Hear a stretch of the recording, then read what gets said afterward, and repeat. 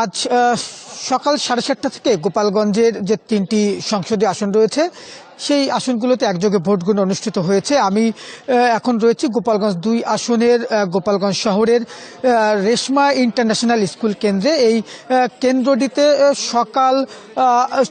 সকাল 9টা 15 দিকে vote cocktail বিস্ফোরণের ঘটনা ঘটে। এর পরপরই কিন্তু আপনার হচ্ছে যে পুরো এলাকায় আতঙ্ক ছড়িয়ে পড়ে।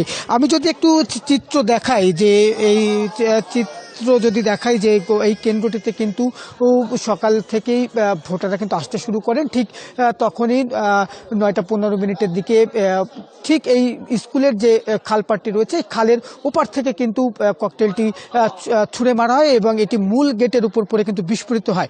ফলে এই ভোট কেন্দ্রে যারা ভোটার ছিলেন এবং আশেপাশে যারা ছিলেন তারা কিন্তু পুরোপুরি আতঙ্কিত হয়ে পড়ে এবং এই কেন্দ্রের দায়িত্বে থাকা 2 জন আনসার সদস্য এবং ভোটারের সাথে আসা একজন শিশু কিন্তু আহত হয়। আহতদের প্রাথমিকভাবে চিকিৎসা দেওয়া হয়েছে এবং এই ঘটনার পরপরই আইনশৃঙ্খলা বিভাগের উচ্চপদস্থ কর্মকর্তা, সেই সাথে বিজিবি এবং সেনাবাহিনীর একটি টহল টিম কেন্দ্রে আসেন এবং তারা বিষয়টি তদন্ত শুরু করেন। তবে কেন বা কারা এই ককটেলটি বিস্ফোরণ ঘটিয়েছে তা কিন্তু এখন পর্যন্ত কিছু বলতে পারেনি।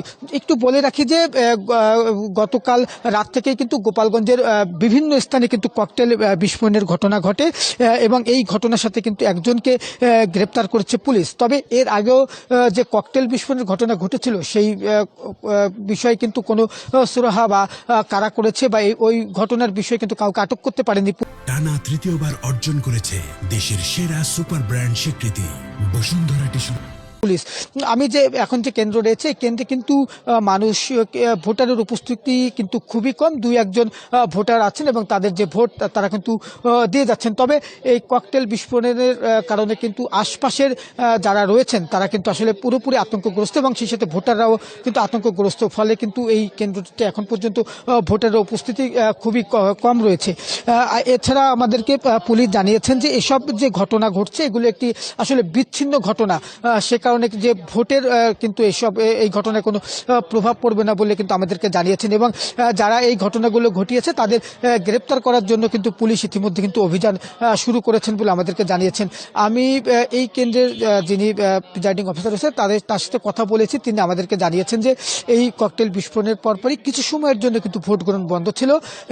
এরপরই পরিস্থিতি স্বাভাবিক হলে কিন্তু আবারও ভোট গ্রহণ শুরু হয়।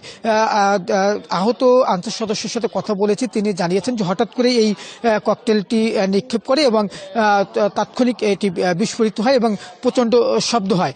ফলে কিন্তু যারা নিরাপত্তার দায়িত্বে ছিলেন তারা সহ ভোটাররা কিন্তু আতঙ্কগ্রস্ত হয়ে পড়েন এবং যারা ছিলেন তারা কিন্তু আসলে দিক বিদিক একটু ছুটাছুটি করেন।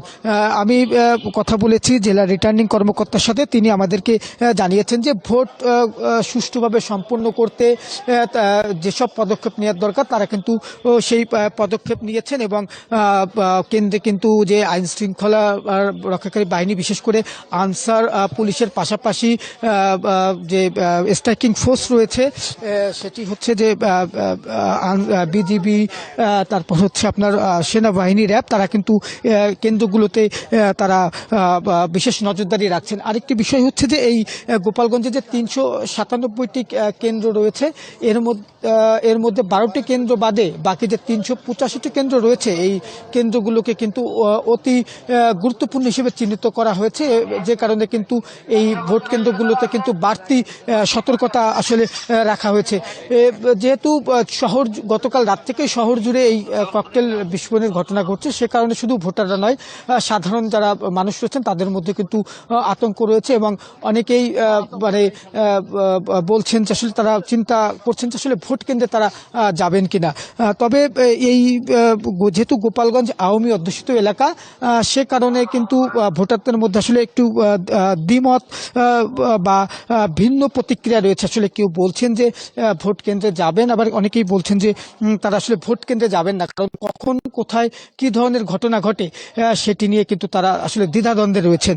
তবে প্রশাসনের পক্ষ থেকে বলা হচ্ছে যে এই যেসব ঘটনা ঘটছে এই ঘটনা আসলে ভোটের মাঠে কোনো প্রভাব ফেলবে না এবং ভোট যথারীতি সুষ্ঠু এবং যে গ্রহণযোগ্য যে নির্বাচন সেটি তারা অনুষ্ঠিত করবেন এবং তাৎক্ষণিক যে ভোট গ্রহণ যেহেতু বিকাল 4:30 পর্যন্ত অনুষ্ঠিত হবে, এরপর তারা যে ফলাফল সেটি কিন্তু তারা ঘোষণা করবেন বলে কিন্তু আমাদেরকে জানিয়েছেন। এই ছিল গোপালগঞ্জের ভোট কেন্দ্রে ককটেল বিস্ফোরণ এবং সেই ঘটনায় আহত হবার সবশেষ খবর।